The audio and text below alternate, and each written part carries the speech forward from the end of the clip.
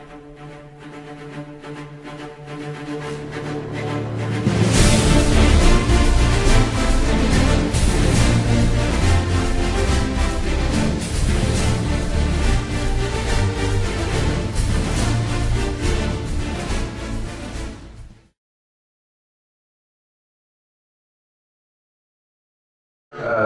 minta kepada Tan Sri untuk memberikan pandangan Tan Sri tentang peranan ulama-ulama sebagai orang yang tidak terlibat dalam dua parti politik ini.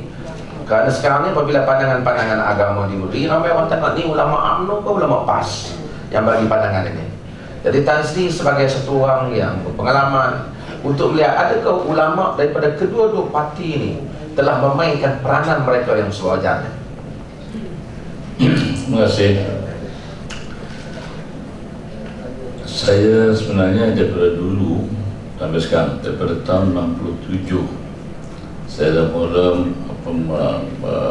kecimpung dalam masyarakat, dan saya kena tuduh macam-macam. Ada yang tuduh saya UMNO, ada tuduh kata PAS. Bila saya termasuk sebelum PAS orang katakan dia di PAS. Bila terkena masa termasuk itulah apa macam menyokong UMNO, orang kata UMNO. Sampai sekarang itulah tuduhan yang kena pada saya ni. Tapi saya rasa kalau yang betul-betul ulamanya betul-betul faham seperti yang kata oleh Pak Tuan Datuk Tuan Ibrahim tadi, dia tak buat benda yang tak betul. Semua betul, semua betul. Tapi ada yang bergelar ulama atau dipanggil ulama atau mengaku ulama dalam dua-dua parti serupa. Yang ini yang buat karut dalam maknanya, buat karut. Bukan saja kadang-kadang kerajaan tak terima fatwa, pembangkang tak terima juga fatwa. Banyak kali. Macam saya katakan besar tu, contohlah, saya ni orang panggil kontroversi, banyak perkara yang saya batikkan. Yang terakhir pocok-pocok. Pocok-pocok ni banyak ulama hantam saya. Ulama PAS ada bantai saya, ulama UMNO membantai saya. Orang yang mengaku ulama, nanti ulama betul tak bantai saya.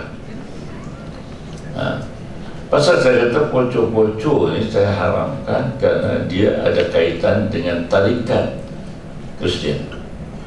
Dia tarikat, a cult. Pasal itu dia mulakan dengan cross, kemudian baru dia menari, dia memuja Isa. Itu saya dapat dalam apa namanya diterangkan oleh dalam kamus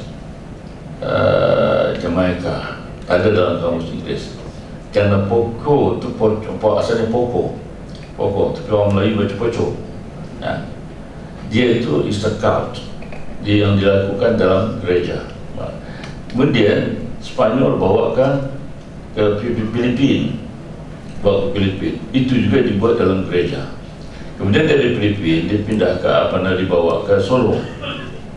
Seorang jenderal dari Solo bergolongan Kristian mengembangkannya ke dalam masyarakat Indonesia. Itu asalnya.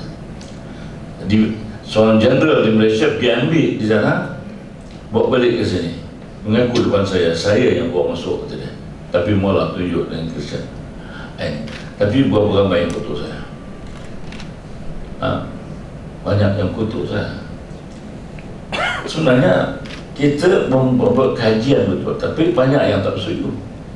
Bahkan saya rasa pengurusi pun kata tak betul. Dia kata kita ini tak real tak apa salah. Saya kata nak real tak banyak cara. Minta maaf lah. Pasal hari ini saya pengurusi, saya silakan. Jadi menteri pun ada, timbalan menteri. Dia kata ini fatwa Perak, haram Perak lain. Mana boleh fatwa kalau haram di Perak, tak haram di negara lain? Semua mufti bersetuju dengan saya. Dia kata benda dibangkit di Perak, biar Perak buat fatwa, kami tak payah lah, itu saja. Tapi soal khabar main, dia kata apa? Seorang saja, mufti lain semua tak setuju. Tak kira. Lagi satu saya tengok, menggelar ini suatu perkara yang diharamkan Tuhan. Gelar diharamkan Tuhan. Baik kata terompah ke Tapi saya tengok dalam keadaan sekarang ini banyak penceramah-penceramah yang bagi tazkirah, tak ada kerja lain untuk orang. Padahal ulama tugasnya untuk menyuruh orang kembali kepada Islam.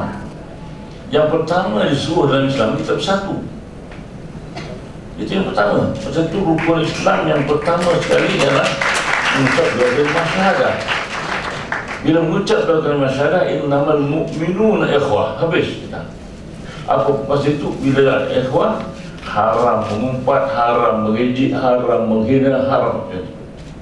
Baca surah Hujurat.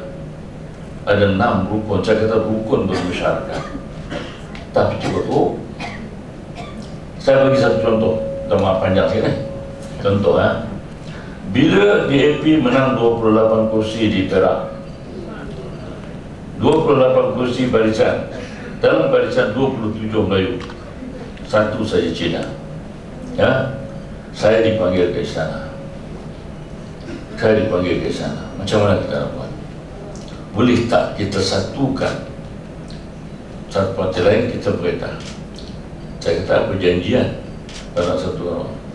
Dia kata begini, PAS ada 6. Ini cerita terang. PAS ada 6. Kita jadikan PAS menjadi komiti besar, 5 exco. Lain tu bawa bagi kepada UMNO. Cina tak ada. Jadi kalau dia memerintah macam mana kita tak kisah. Asalkan kita memerintah sekarang.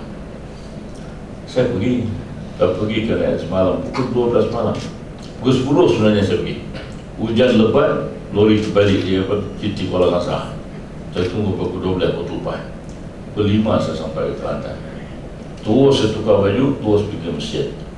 Saya sembahyang di belakang Nek Aziz, Tuan Guru Nek Aziz. Dia tak balik. Dia masuk tu jadi imam. Dia bergabung kuliah dia pun dia menghadap kiblat, dia tak menghadap orang. Habis dia menghadap kiblat dan habis Wassalamualaikum warahmatullahi wabarakatuh, dia balik. Ada Datuk, bila sampai tu tarik tangan saya, dia untuk rumah. Sampai pukul 9. Saya kata ini peluang kita. Sekurang-kurangnya kita berita. Tak ada lagi orang kafir tak campur. Kita semua kita berita. Kita perintah secara Islam. Saya bagi semua. Jadi sekata telah dipersetujui oleh Sultan, bahkan telah dipersetujui oleh Pak Lah sendiri sebagai Perdana Menteri. Saya bersyarat saya bersetuju. Dia kata tak boleh. Dan kita kena tipu. Saya kata nak tipu macam mana? Dulu kita dah kena tipu dah. Jadi yang dulu saya kata Tuhan pemaafkan yang murtad pun kalau betah balik mengucapkan masyarakat dan jemaah. Ini pengalaman itu sudah ada. Ini sekarang 200 tahun akan datang pun kita tak jumpa dah peluang. Tak jumpa dah. Kalau mau bungkong mengambil pendapat itu bagus juga. Tapi saya tak boleh buat keputusan. Pasal betul-betul boleh keputusan, saya mursyid. Saya bukan presiden. Pergi jumpa presiden, saya minta maaf, saya tak mau jumpa dengan presiden. Pasal saya tak begitu biasa dengan presiden. Walaupun kenal juga. Dan saya tahu presiden saya kata dia kerah lagi. Kalau Tuan Guru fikir baik, Tuan Guru cakap dengan presiden. Saya balik. Bila saya sampai ke Cameron Highland, sekarang maghrib saya dapat telefon. Ini Hadib cakap, saya setuju dengan pendapat Tuan Datuk, tapi saya tak boleh buat keputusan kerana ini adalah Perak. Kalau satu Malaysia, ya saya presiden. Tapi Perak ada dia punya apa namanya? Suruhanjaya. Jadi saya telefon Harundin, Dr. Harundin. Harundin berkata, saya bersetuju, tapi ini terpulang kepada Anolah. Bila saya telefon Mak Awang kau lain di keluarga pun dengan saya. Oh, tak boleh. Kita lebih baik berkawan dengan orang kafir daripada berkawan dengan orang Islam zalim. Teman, saya bagaimana? Tuhan kata dalam Quran, Al-Kafirun humuz zalimun. Dia tak kata lagi Al-Muslimun humuz zalimun. Boleh jadi ada orang tu, tapi kita kena betulkan. Tapi sudah pasti zalim. Sudah pasti zalim. Dan dia tidak akan dapat bersama dengan kita, dengan orang Islam. Tapi orang Islam, kalau kita pujuk, kita betulkan, insyaAllah betul. Dia kata, kita pakai kaedah akhaf dararain. Dia kata, kaedah dengan nas ni macam mana yang betul? Yang buat telefon. Haji ya. Kemudian keluar dalam jenis apa? Keluar. Badan muka saya badan anjing. Halusannya anjing mereka. Berkata, saya tak peduli kerana saya tak boleh tahu buka internet. Saya bukan ahli dalam internet semua. Facebook apa semua saya tak tahu. Saya tahu orang maki saya bawa apa baca. Sultan panggil ke sana. Dia buat dia tolak. Apa ni? Tengok muka Sultan dengan muka saya, dua-dua bersama badan anjing. Dua-dua ni anjing. Saya kata Tuanku, biar dia berkata. Biar dia berkata, itu tak tahu lah. Kemudian dalam khutbah, Ustaz baca khutbah, mufti adalah anjing Barisan Nasional. Lihat. Saya kata kalau kita menggelar orang dalam surah Al-Hujurat jadi fasik. Bisa disebut fusuq ba'dal iman wa man lam yatub fa ulaika hum zalimun. Jadi orang zalim mengata. Bahkan satu Malaysia, bahkan kempen di Melaka tadi nama saya yang paling banyak naik. Dikutuk, dibagi hamun. Saya tidak masuk parti mana pun. Saya nak menyatukan orang Islam. Kerana itu yang pertama Rasulullah SAW sampai dalam Madinah menyatukan dulu. Bahawa kita boleh kita petang. Bila saya bercakap kerana lepas itu saya buat satu seminar berkenaan perpaduan Melayu. Saya dituduh sebagai ta'assub. Saya racist. Racist. Padahal kita mempertahankan hak racist. Nabi pun meletakkan juga menjaga juga Arab ya. Bangsa dia anjam mesti bawa belakang walaupun inna akramallahi indallahi atqakum. Kesimpulannya tentang itu apa? Saya kesimpulannya ulama yang benar-benar walaupun dalam UMNO kata ulama betul, tapi yang kadir-kadir ni memecahkan masyarakat. Ini dia apa? Dan mereka bukan ulama. Saya tak tahu lah ulama ada begitu. Jadi su dengan ulama tu. Tapi pasal itu ada sebuah hadis Rasulullah SAW. Hadis ni panggil ada yang mengatakan maudhu', ada yang mengatakan hadis marfu'. Kalau Syafiq Al-Balhi dia kata hadis marfu'. Dia kata jangan dengar pada semua la tajlisu inda kulli alimin. Jangan duduk di sebarang alim, tapi hanya duduk pada alim yang menyuruh pada lima. Daripada syak pada yakin, daripada perpecahan kepada nasihat, daripada takar riak kepada ikhlas, daripada takabur kepada tawadhu, itu disuruh. Tapi kalau sudah memaki sana sini, kutuk sana sini, itu bukan ulama, itu syaitan. Pasal itu saya kata jangan berpolitik dalam masjid. Pasalnya, orang berkata Nabi berpolitik dalam masjid. Nabi menerima syariat, menyampaikan syariat dalam masjid. Kalau kena bab perang, dia berbincang perang dalam masjid. Kalau kena dalam bab pertanian disebut dalam masjid. Apa saja, dia sebagai menerima syariat. Dia akan berpolitik, menyampaikan syariat Allah SWT. Kita sekarang bukan menyampaikan syariat, berkelahi dua puak. Yang ini yang paling jahat. Jadi ini yang saya amarah, yang saya tugas. Saya tegur Tun Razak 3 kali saya pergi jumpa. Tapi Alhamdulillah masa zaman Tun Razak tidak ketat. Saya datang daripada Penang, saya Khalid Besar Pulau Pinang, saya jumpa Perdana Menteri. Dia orang beritahu dalam jemaah. Dan tiga perkara saya tegur dia buat. Pertama berkenaan dengan tai pusam. Minta maaf kasih dia jangan potong-potong. Yang pertama pasal tai pusam. Tai pusam sudah setahun sekali. Tapi di Penang sebulan sekali. Dia masuk kampung Melayu habis. Saya kata perlembagaan mengatakan, dia kata Datuk, saya panggil Datuk dia. Datuk, perlembagaan kita mengatakan Islam adalah agama negara. Agama lain adalah apa? Bebas dilakukan sama mereka, tak boleh dia propagate. Ini sudah masuk kampung Melayu. Cindu ada seorang dari situ. Pukul 12 malam. Yang Melayu pula pantang. Bila dengar dia gendam lagi sama. Dia kata di mana ni?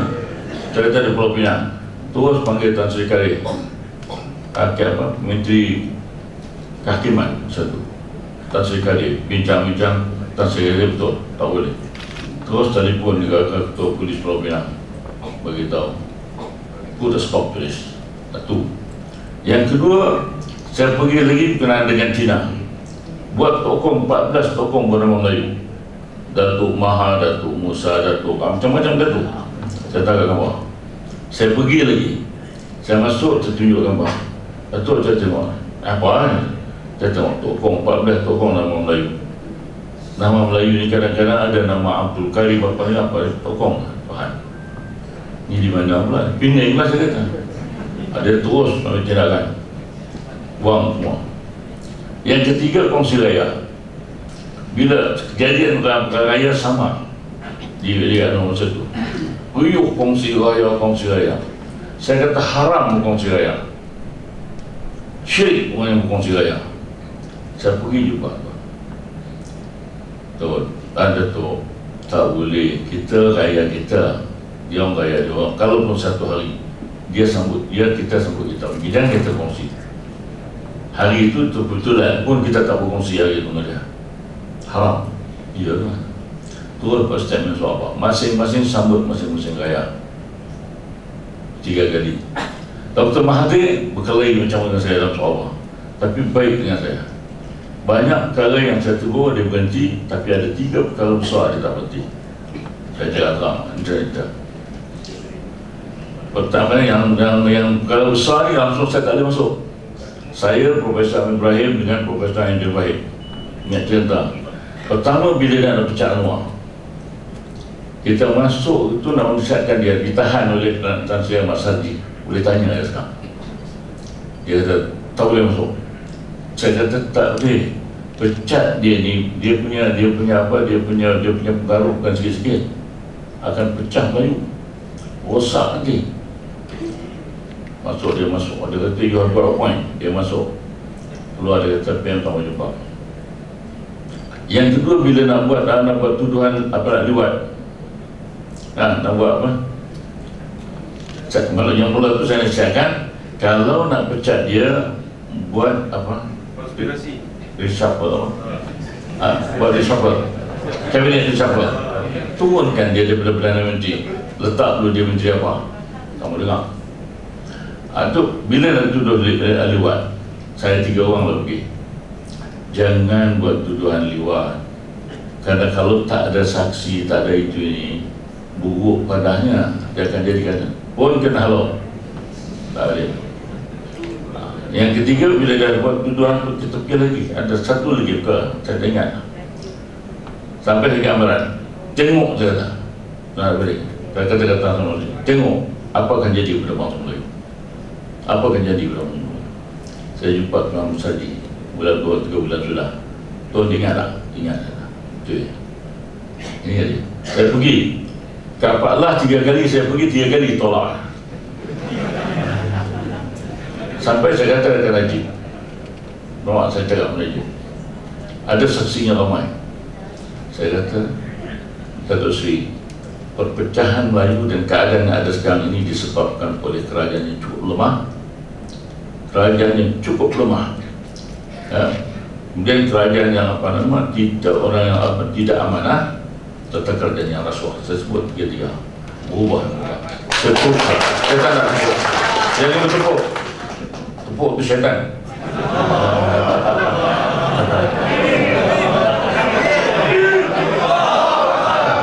Jangan takbir, tak gairah.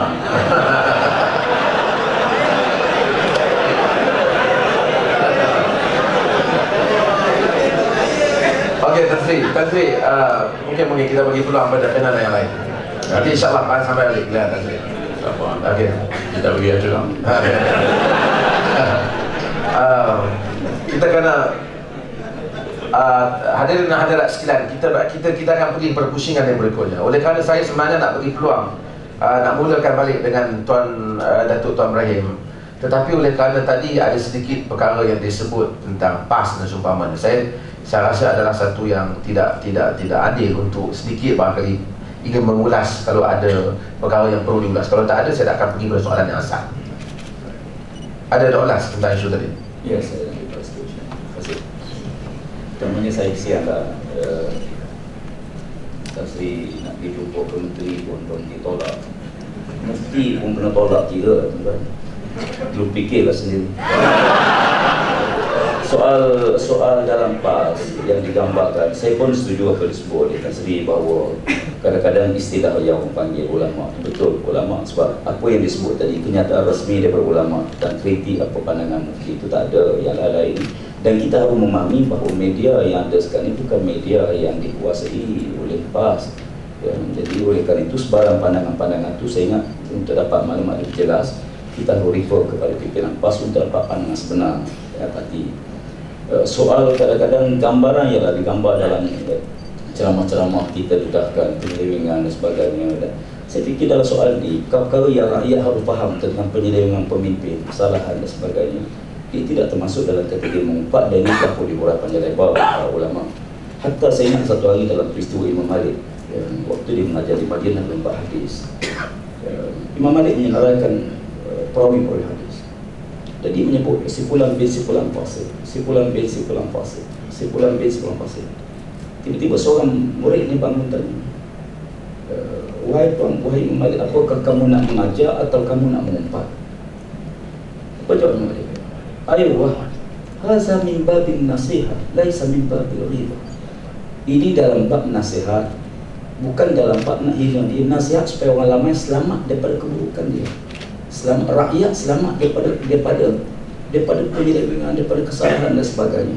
Kadang-kadang dalam konteks politik kita memahami bahawa rakyat mesti dapat gambaran sebenar sebab mereka nak dipilih.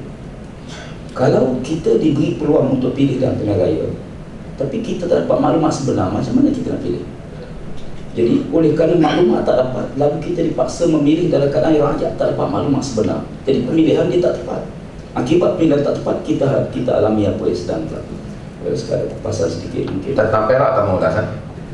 Isu Perak ini, kita harus faham bahawa kita dalam sistem politik, rakyat dah buat perubahan. Kita tak boleh khianat pada pemilihan raya. Soal kalau kita khianat pada pilihan rakyat, ini bukan soal negeri, ini soal dasar parti. PAS pernah bersama dengan PN, bersama pun. Dan apa yang disebut oleh Tuan Aziz, dia terlibat waktu mana pengkhianatan. PAS ditendang keluar, Megeran di Kelantan, mari pilihan raya kita tinggal 2 kursi. PAS korban sampai untuk atas nama pada waktu itu, duduk bersama. Tapi apa yang berlaku? Yang berlaku ialah dalam PAS kita pecah bila buat keputusan tersebut. Yang keduanya, akibat daripada itu, waktu kita join dengan kerajaan, mereka tekan, mereka tindas, mereka bina kekuatan. Akhirnya apa yang berlaku ialah PAS ditenang keluar. Mari timbulkan, diwujudkan suasana huru-hara di Kelantan. Lepas huru-hara Istiharah Megeran, mari pilihan raya, kita ni tinggal 2 kursi. Nak bina semula keyakinan pada Islam ni bukan satu tempoh yang pendek. Sebab itu kalau berlaku pengingatan kali kedua, rakyat akan hukum kita. Sebab rakyat nak tengok, rakyat menilai bahawa PAS berdasar ketegasan prinsip kita, bahawa kita berpegang pada prinsip kita. Soal bangsa, semua orang sayang bangsa. Tak ada siapa tak sayang bangsa. Nabi pun sebut anak Arab uhibbul Arab. Aku orang Arab, aku sayang bangsa Arab. Tetapi amanah, amanah ini yang kita kena pelihara. Dan soal kita ada pengalaman dengan UMNO. Kita ada pengalaman. Dan soal ini saya fikir kita harus tengok lebih besar daripada skop itu saja. Sebab itu tak boleh dibuat keputusan parti, mesti rujuk kepada parti. Dan keputusan parti ialah hak bagi rakyat. Terima kasih tu. Kita masih ada bahagian kedua sebenarnya sebelum kita pergi kepada penonton daripada forum kita wacana kita bagi, iaitu untuk dakwah ataupun untuk parti. Saya akan pergi kepada soalan yang mungkin agak sensitif, tapi saya rasa panel-panel yang beribawa ni akan dapat menjawabnya dengan baik, insyaAllah. Saya pergi kembali pada PAS. Sebahagian masyarakat menganggap PAS berubah daripada pendiriannya yang asal. Era 80-an PAS dilihat tegas dalam isu-isu negara Islam dan tegas juga dalam isu untuk nak kepada negara yang lebih Islam, dengan bahkan PAS menghukum perlembagaan yang ada sekarang sebagai perlembagaan yang tidak Islam. Dalam amanat Tuan Guru Haji Hadi di Bangul Berangan menyatakan, saudara-saudara sekalian, kita menentang UMNO bukan kerana namanya UMNO, Kita menentang Barisan Nasional bukan kerana namanya Barisan Nasional. Kita menentang dia kerana dia mengekalkan perlembagaan kafir, perlembagaan penjajah, perlembagaan jahiliyah. Oleh kerana itu, saudara-saudara sekalian, perjuangan kita adalah jihad, derma kita adalah jihad, dan jika kita mati menentang puak-puak ini, mati kita adalah mati syahid. Artinya begitu PAS tegas dengan soal perlembagaan. Tapi kita tengok kebelakangan ini, PAS kembali bercakap tentang mempertahankan perlembagaan, berdasarkan perlembagaan, berdiri bersama dengan perlembagaan. Dan adakah ini menunjukkan bahkan isu negara Islam dan seumpamanya juga nampak ada kelunakan PAS dibandingkan dahulu. Sebahagian menganggap PAS berubah, sebahagian menganggap PAS sedang matang dalam berpolitik dan pergi kepada pertikatan Islam yang lebih luas. Mungkin Tuan Ibrahim mungkin boleh mengulas hal ini. Terima kasih. Saya lihat bahawa gambaran itu ialah sebahagian besar itu gambar besar Malaysia. Dan sebab itu bila kita lihat bahawa kita harus kembali kepada prinsip Islam. Islam yang diturun oleh Allah Subhanahu wa taala atas prinsip rahmatan lil alamin. Wa ma arsalnaka illa rahmatan lil alamin. Bukan rahmatan lil mukminin, bukan rahmatan lil malayuyin, tapi rahmatan lil alamin. Atas prinsip tersebut PAS tegak tak pernah berubah. Ya, dengan dasar kita, rujukan kita Al-Quran dan hadis, dasar kita yang berpegang pada prinsip Quran, hadis dan ijma' dan sebagainya, dan dasar kita untuk menegakkan Islam clear dalam perlembagaan tak pernah berubah perkara tersebut. Soal pendekatan, ya, soal pendekatan politik, pendekatan perkara ijtihad, ya, dalam soal ini kadang-kadang bila kita lihat soal ruang lingkup yang ada, ya, dalam konteks realiti politik Malaysia, tidak ada satu parti yang boleh menguasai bersendirian. Ini realitinya. Ya, UMNO bersendirian tak boleh, sebagaimana PAS juga bersendirian tak boleh. Ya, dalam konteks muafakat kita pegang pada prinsip kita. Ya, saya nak gambarkan bahawa kita pegang pada prinsip kita dalam perkara hukum ini, sehingga kadang-kadang kita ditinggalkan. Ya, dan sekarang tuan-tuan mau tahu bagaimana tindakan tegas kita di Kelantan dalam histori kini soal-soal perjudian. Kita berdepankan DAP dan DAP pun buat tegur kita, menentang kita, MCA saman kita. Ya. Begitu juga isu yang berlaku menggambarkan bahawa PAS tak pernah berubah prinsip. Soal pendekatan, kata satu masa dulu kita menyebut soal negara Islam, sekarang orang kata soal negara kebajikan. Tema muktamar setiap tahun berubah. Dia menggambarkan ruang lingkup Islam yang syumul. Ya. Apakah negara kebajikan bercanggah dengan negara Islam? Dia satu juzuk daripada negara Islam. Dan sebahagian sama juga kalau kita bicara soal keadilan, dia satu juzuk daripada Islam. Ya, soal jadi prinsip-prinsip ini yang perlu diurai. Sekarang ni kita harus lihat bahawa masyarakat jadi fobia dengan istilah. Mereka ditakutkan 54 tahun kita memerintah. Ya, saudara Pak Bari tadi kita sabar lagi. Saya pun tak tahu berapa lama lagi nak sabar. Jadi kalau kita lihat bahawa dalam tempoh tersebut gambaran-gambaran yang digambarkan Islam ini sangat negatif, masyarakat jadi takut. Seperti macam kita lah satu masa dulu, orang Melayu bila sebut kambing ini kalau darah tinggi juga takut. Kambing jangan, darah tinggi jangan. Pak Haji darah tinggi 220 ni bukan makan kambing, selisih dengan kambing. Jadi bila diberitahu fobia begitu, masyarakat jadi takut. Sebut Islam, mereka takut. Sebut, kenapa jadi macam itu? Sebab tu Islam tak ditakuti. Islam tu rahmat. Islam tu kan datang dalam bentuk rahmat. Kenapa jadi takut? Jawapannya kerana gegap. Maaf tersebut 54 tahun. Apa yang pemimpin buat untuk mendekatkan masyarakat bukan Islam pada Islam? Kita harus beri gambaran yang positif terhadap ini. Dalam soal ini saya ingat, bila mereka jadi takut dengan Islam, sebut Islam, potong. Sebut Islam, potong atau bawah. Sebut Islam, gambarannya negatif. Baik, kalau mereka takut, sebenarnya ditulis oleh Soekardawi dalam satu buku. Dia kata oleh kerana masyarakat jadi fobia dengan Islam, ya, takut dengan Islam. Kalau dia tak tahu, dia terima. Ya. Satu kes dia di rumah kawan ni dan kambing. Dia tengok kawan dia tanya, ni kambing ke daging lembu? Member dia kata puasa lembu. Dia makan tak apa. 3 hari kemudian jumpa tuan rumah, duk borak dengan tuan rumah, dia kata saya dah latih kat 20 tahun, kambing kat 5 tahun dia tak makan. Kata kawan tu, kau makan rumah aku 3 hari tu kambing tu. Dia kata kambing, dengar kambing pening terus. Semalam tak pening. Jadi macam mana kita nak mengatasi fobia? Ya. Jadi sebab itu dalam pendekatan kita harus mendekatkan mereka kepada Islam. Kita harus tunjukkan model, tunjukkan contoh yang baik. Ya, sebab sebenarnya mereka tak kenal Islam. Manusia akan jadi musuh kepada perkara yang dia tak tahu. Okey. Sebab dia tak tahu. Terus saya supaya nak pergi pada tajuk soalan tadi. Ya. Setuju atau tidak? Ada juga perkara yang PAS berubah. Saya ingat semasa saya kecil, saya dengar ceramah PAS tentang di rumah saya, ayah saya buat ceramah PAS. Saya dengar ceramah tentang tak bolehnya lantik ataupun mengambil, bahkan mengundi orang bukan Islam pun tak boleh, dengan nasnya, dengan dalilnya. Kemudian keadaan berubah. Saya barangkali mempunyai persepsi saya yang tersendiri terhadap perubahan itu, sudut negatif dan positif, tetapi hakikatnya ada perubahan. Dalil-dalil itu sudah tidak digunakan. Itu dalil 80-an yang digunakan. Hakikatnya ada ataupun tidak, PAS sebenarnya sudah mengalami proses perubahan, dan perubahan itu bolehlah ditafsirkan sama ada PAS berubah kerana politik lebih matang ke, suasana politik, tetapi hakikatnya ada perubahan. Ya, saya tengok pandangan, hatta dalam pandangan Imam Ghazali pun, Imam Syafi'i pun ada dua kaul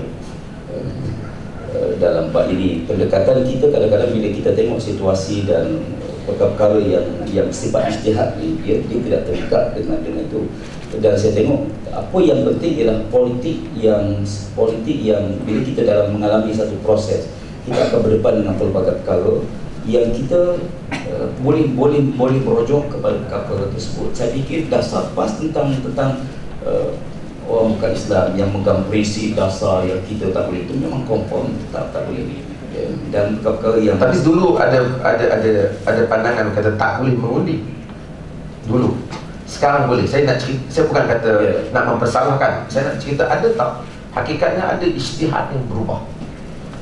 Ya, ada ijtihad ada berubah. Ijtihad PAS ada yang berubah berdasarkan keperluan lah. Saya nak ke situ lah supaya, dan ijtihad ni sentiasa berlaku perubahan dan kita harus mengakui hal tersebut.